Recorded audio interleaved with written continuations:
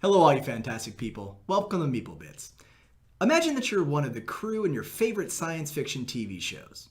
Now, imagine that in the last 10 minutes of that show, things have gone so badly that the captain is dead, and you and the surviving members of your crew have to pull together and save the day all by yourselves. Today we're going to play The Captain is Dead, designed by Joe Price, published by AEG for 1 to 7 players with a playtime of up to 90 minutes. So join me as we set up and play through very quickly The Captain is Dead.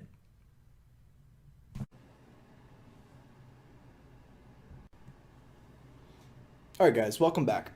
We've set up a game for 4 players, and this is fully cooperative. So I'm going to go through the initial setup, layout, and distribution of all the cards and the pieces so that you can dive in and get going. So before you begin, you're going to want to hand out to each player a color pawn of their choice. I've chosen orange, green, yellow, and red. Once you've given out those pawns, then there's going to be player cards matching each color. You're going to hand those to each player, and they're going to kind of go through and decide which person they want to take. Every one of these people have different abilities down here, different movements, different costs, and other skills. So as you go through the game, you're going to want to figure out the kind of best teamwork strategy, which I'll cover in just a moment. But when we begin, when you select your pawns, you're going to place them into the room of the color that they correspond to. So orange goes in engineering, green goes into the science lab, yellow goes into the armory, and red goes onto the bridge. There's also a purple and blue and white guy that didn't make it into this particular game, but you could play with them in a larger match. So the next thing you're going to want to do is distribute the different systems throughout the battleship. So you're going to take all these cards that have an online, offline on them and put them in their respective locations. So here we've got the torpedo tube. You're going to place it where it indicates on the board, the torpedo tube. The comm system, the external scanners, the computers, internal sensors, and the teleporter. All of these systems remain online until you draw something that indicates that they should be offline. And having them online do various things, which I'll cover in just a moment. So once you've set up the different systems on the ship, you're going to want to take the alert deck. There are 3 sections to the alert deck.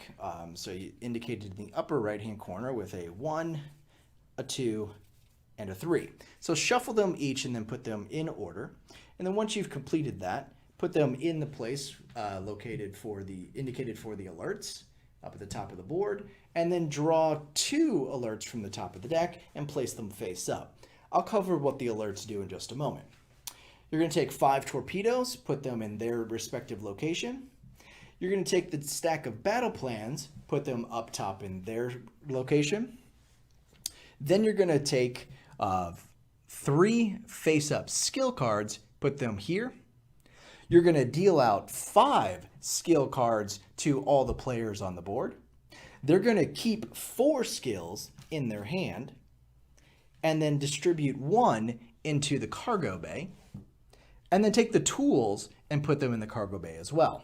So all players should then end up with their 1 character and 4 skills with the pawn of their choice on the board. Once that's complete, you're then going to take 3 skills and put them face up in the face up skills section next to the internal sensors. So that's the initial setup and layout of the game, followed then lastly by these 2 yellow pieces. One is going to go on the shields at 100%, and then the other you're going to put here on the board on the jump core. Now this jump core indicates which, difficulty you want to play on. From coward all the way down to insane. And on insane and hardcore, you'll notice they take away 1 or 2 of your torpedoes. So for this, we'll start on, say, normal. What that indicates is that we're going to need to repair the jump core 1, 2, 3, 4, 5 times to fully repair the jump core, which is the objective of the game. So once you've repaired the jump core completely at 100%, then you can warp away from the attacking aliens and victory is yours. This is the game fully cooperative. You will either win together or lose together. So there is no defector in this particular game. So once the initial setup is complete, how you'll take your turn is your person will indicate how many actions on your turn you can take located on the left side. The upper left is their rank. The upper right is the number of skills they can hold. And the kind of right side here is the additional skills that they have defaultly. So the science officer defaultly always gets 2 science skills to use. And I'll address what those will do in conjunction with your added skill cards in just a moment. How you determine who goes first is the player with the highest rank. So looking around the board, we see here that orange, the chief engineer, has a rank of 2, so they would actually go first. Followed then by yellow, rank 4. Red, rank 3, yellow, rank 4, and green, rank 5. So that's going to be your turn order. So how the turn works is, if you flip your card over, you can use 1 action in any capacity. You may move up to 2 spaces, or kill a hostile alien at your location, carry another player 1 space, give a skill or tool to another player at your location, or take a skill or tool from another player at your location. So in addition to being able to, move up to 2 spaces and doing other various actions, the different systems around the board will tell you different things that can happen. One of the most powerful systems, and I'll cover that right now, is the teleporter. You may teleport any player to any location and may be used from any location.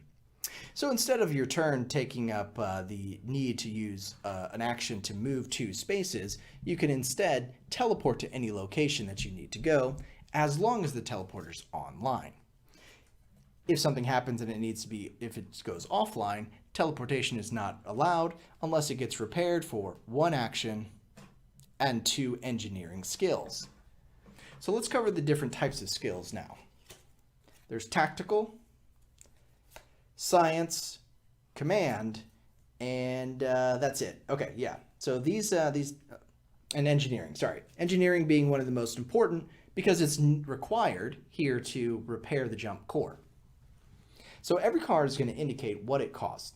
Example, at the research station, it'll cost you 1 action and 4 science to research 1 anomaly. And those anomalies I'll address in just a second. I don't have them out on the table just yet. On the teleporter, 1 action to use, and you can use it anywhere.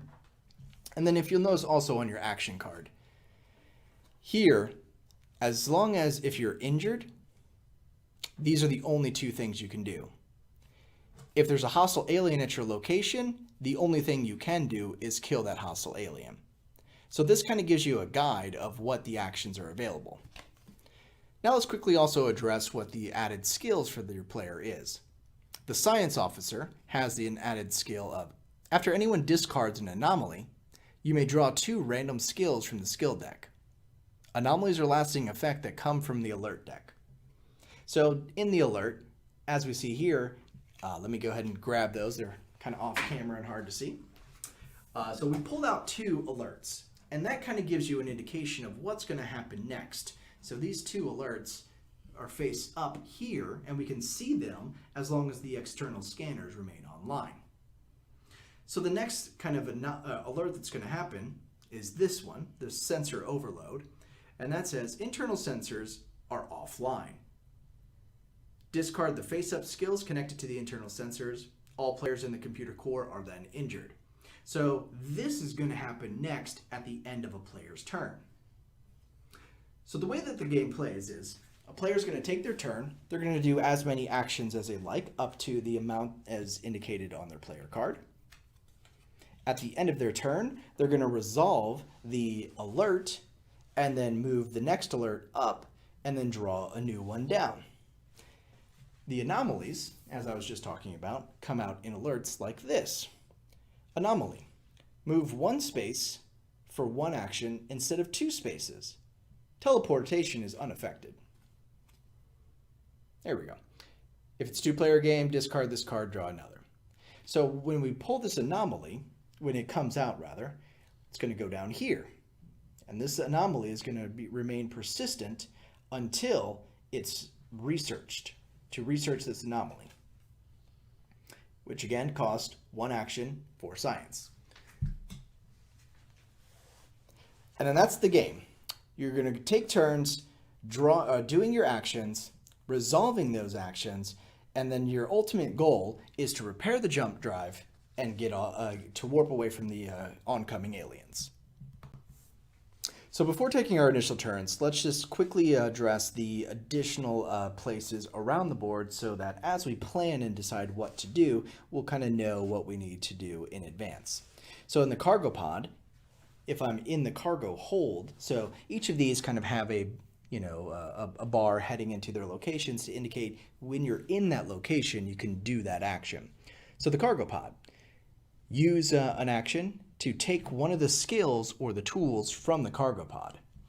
The internal sensor, draw and replenish the top 3 skills face up. Draw face up skills. So when you use it, you can then draw any one of these skills that are face up.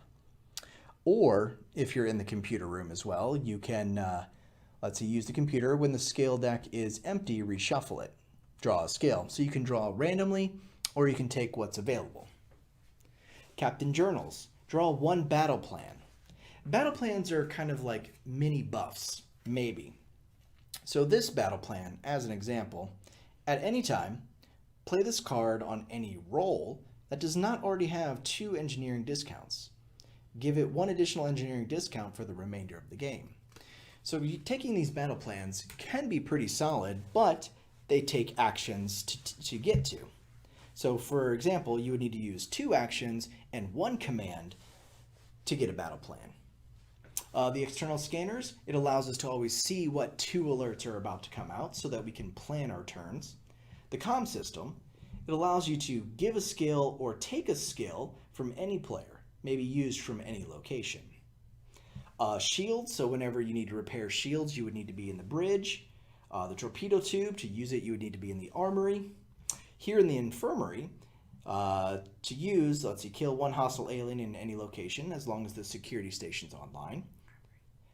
The trauma station, I can use this to heal a player or do the research. So sorry, for the security station, you're going to be in the armory with the torpedo tube, the trauma station here in the infirmary, and then the research station in the science lab. So those are the locations. So that's so when we begin starting the game, you're going to take up to the number of turns that you want. You don't have to take them all if you choose not to, but you're going to spend your actions. When your turn is done, you're going to resolve an alert. Once the alert is resolved, it's then the next player's turn. So let's go ahead and dive right in. First player is going to be Orange. Orange is going to take their turn. And as we had just noticed, this is going to be the first alert that comes out. Internal sensors are offline. Discard the face-up sensor card. So internal sensors are going to go offline, which is over here, which means the player won't be able to go to the computer core and draw a face-up skill unless it gets repaired. Not too damaging, since we can always pull random skills out and we'll still be able to trade things for engineering. The chief engineer is a very valuable player to have in the game because when repairing the jump core, it costs 1 less action. And as we see, to repair it takes 2 actions and 5 engineering skill. So they have 2, so all they need is 3 additional. So they have 2 already, and they can have a hand size of 6. I have these face up for this player, but during the game your skills actually do remain face down, oddly enough, because there are points of the game where you're not able to trade, so it stands to reason that you don't necessarily know or be able to communicate what skills are available. But looking at this and then saying, okay, for one of my actions, I need someone to give me one of their engineering skills if they have any. Here we go. So, since our communications are still online, the comm system, I can give or take a skill from any other player and maybe use from any location.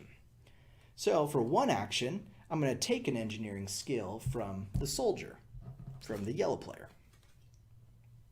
For the next action, well, our main job is to repair the jump core.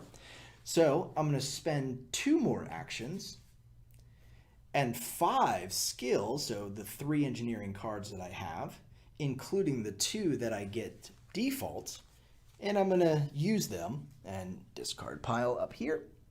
There we go. And then repair the jump core by 1. So if we were on a normal game, we would move the jump drive up 1. Great, not a bad start to the game. So we still just need to repair it 5 more times before we can warp out of here. So the orange player has 1 more action to take.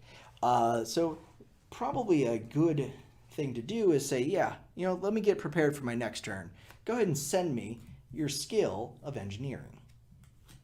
And then that's orange player's turn. Now we're going to resolve the first thing that we said that we were going to do on the alert. Sensor overload. So we're going to take the internal sensor offline, flipping the card over. So to repair this, discard face-up skills, so all of these cards get discarded.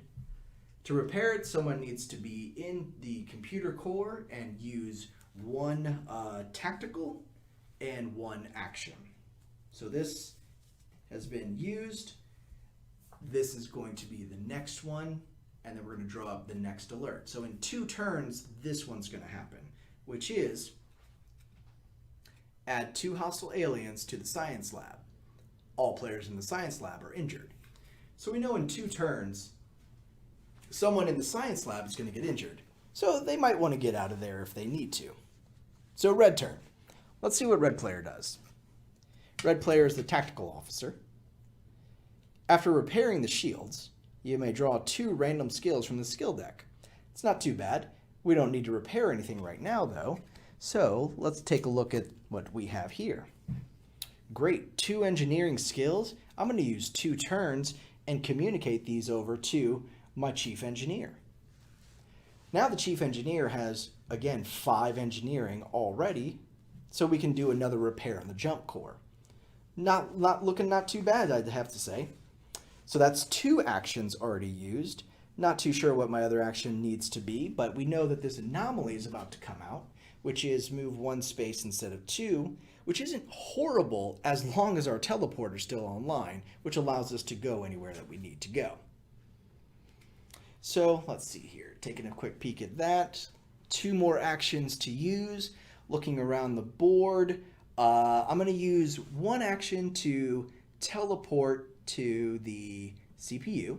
Whoops, nope, from the bridge to the CPU. And then I'm going to use my other action here to draw a skill card.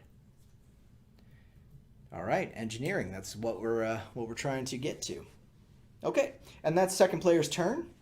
Moving over then to, got to resolve now the anomaly.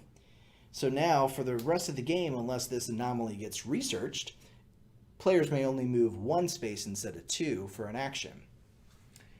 Moving this one up so we know hostiles are going to come out. Pulling up the next alert. Core overload. Computer system is offline. Discard the skill deck. All players in the computer core are injured. So we know in 2 turns, anyone in the computer core is going to be injured. And red just actually went there, so they might need to start thinking about getting out. Next turn, yellow. Let's see what their ability is. You may remove all hostile aliens at the current location for 1 action. You may remove all hostile aliens at any 1 location via the security station for 1 action. Okay, not too bad. So we don't have any hostile aliens yet, and we've already given away what we had here. So you know what? Let's take the person here from the armory, teleport them into the war room, spend 2 actions, and I think they had a command. Ooh, no, they don't have a command. So they're going to spend 1 action to take a command from this player, and then spend an action. So I have you, let's see, 1 to teleport, 1 to get this, and then my final 2 to use this command, and then pull up a battle plan. We already know what's coming out because we did have a look at it during the example. So at any time, play this card on any roll that does not already give 2 engineering discounts. So I couldn't give this to the chief engineer, unfortunately, but I could give it to anyone else around the table. that it might benefit. Okay? Resolving the next anomaly, or sorry, the next alert. Add 2 hostiles to the science lab. Okay. So I'm going to dig into the box, grab the alien pawns. There we go. So the pawns are pretty neat that they have in the game. So they're going to go into, where did I say? The science lab. Okay. And then all players in the science lab are injured. So when a player gets injured, they're placed down on the ground. You never die, but now as an injured player, as we had seen on the card, I can only move up to 2 spaces or kill hostiles. So I can't carry or give skills or take skills. I can't do any of these things down here until I get uninjured. But that's going to be that player's turn, moving then into green player. And as I mentioned, I'm injured, but like a rabid dog, I guess, I can still kill aliens at my location. So I am going to go ahead and kill a hostile alien at my location, and since there's 2, I'll use 2 actions to do that. 1 and 2. Those aliens are now dead. Suck it. So I have 2 more actions, but I'm injured, so I need to kind of get to the infirmary so I can use my final 2 actions to get over here. And then I can, and then I can use an action, but when you're injured, it'll say it in the rule book. It doesn't say it on your tool card, but you can only move 1 space while injured. Some systems on the back of your roll card will have this symbol. When you see the symbol, it means that you can use the activity when you are injured. You might think that seems weird. You can fight when a hostile alien is injured. However, when animals are injured, so even the rule book says that. So anyway, we've moved to the infirmary, and we've used up all of our actions, so we can't heal ourselves until next turn. And even last turn, I forgot to pull up the next alert, which is torpedo tube is offline, so we won't be able to destroy any ships that are trying to attack us. Now we got to do this one though. Computer's offline. Discard the skill deck. So the computer goes offline here. And then this skill deck is no longer available to use. It says to discard it, but I'll just leave it there. Okay. Now, a person could override using 3 command, but looking around the board, I don't think anyone has 3 command available on their turn. So this is why this one happened. So anyway, guys, that's The Captain is Dead. How to set up, how to go through a couple of turns, and as you can see, it can get out of hand pretty quickly. So our first turn was pretty light, and we were able to get a repair on the jump drive pretty easily. But after that, we saw an injury, and then we saw some other things starting to come out. So yeah, it gets pretty intense pretty quickly. But that's the way that you need to strategize to try to make it alive. Anyway, guys, stay tuned just for a moment for my final thoughts while I tear down the game. Hey, everybody. Thanks for joining me while we set up and play through The Captain is Dead. I hope you enjoyed it. So, my takeaway immediately is that if you enjoy fully cooperative games, this is definitely one of those that you should add it to your collection. I'm sure you gathered either 1, by looking for the game to begin with, or 2, even kind of watching it get played through, is that it's very much akin in the breadth of Pandemic. And it's really, when I describe it to people that are looking to get it to the table, I mostly just tell them, yeah, it's like Pandemic in space. So what I really enjoy about the game, though, is that, it adds that kind of same cooperative element, while also adding the stressors of all the alerts continuously coming out and thwarting the plans that you had, especially if those sensors go offline and you don't know what the heck is about to happen on the next turn, or the next 2 turns for that matter. The pieces are really cool, the artwork is whimsical, and another thing, I didn't go through it in that playthrough, but as you start to go through the battle plans, things get really entertaining, and there's a lot of kind of tongue-in-cheek references to the likes of Star Trek and some other sort of 70s and 80s sci-fi genre films. So that sort of just nod to the genre in general is another reason why I enjoy this game. So it says that it plays up to 90 minutes, which, sure, yeah. It can go 90 minutes if you're on, one of the harder difficulties, 1 or 2. You're just getting the absolute luck of the draw on those alert cards that, the best laid plans are actually going to work. So I think the last time we got it to the table, our team, we might have been over in about 10 minutes. I think we probably got maybe 3 kind of turns around a 4-player table. So it was over pretty quickly because how those cards can come out is I think our shields just kept getting hit like one after the other. And there might have even been an anomaly where every time our shields got hit, it was actually double the damage. So very quickly, our shields went down to 0. And I realize now that during the playthrough and the setup, I totally didn't address what the losing condition was. So as you know, the winning condition is repairing the jump drive and getting away from the aliens. The losing conditions are the alert deck is empty, or if your shields reach 0%, then, well, you can't defend yourselves and it's over. Well, anyway, guys, that's the quick take on The Captain is Dead. I hope you enjoyed it. If you have any questions, please leave them in the comments. I'm happy to help. And if you want to leave a suggestion for what game you want me to kind of play through next, happy to listen. And if I have it in the collection, I'm sure I'll get it up soon enough. Anyway, guys, thanks for watching. Until next time.